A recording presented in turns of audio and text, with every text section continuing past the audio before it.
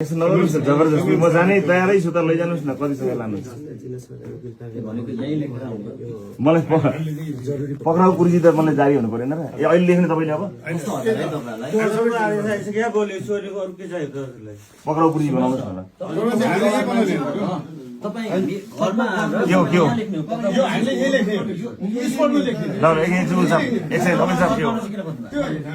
एकछिन पक्नु ए भाइ ठिक छ त मलाई दिनुहोस् न त ल्याउनुहोस् कि ल्याउनुहोस् मैले सही गर्नु पऱ्यो नि मलाई दिनुहोस् न पक्राउ बुझी कस्तो अचम्म यार एउटा पक्राउ दिनुहोस् न पक्राउ बुझी लेख्नुहोस् दिनुहोस् न भइगयो त ल दिनुहोस् वकिल साहब भोलि कानुनको विपरीत गरेपछि तपाईँ ठोक्नु होला नि त हाम्रो मुद्दा हाल्नु त्यस्तो भन्ने हुन्न नि म त गइसक्छु नि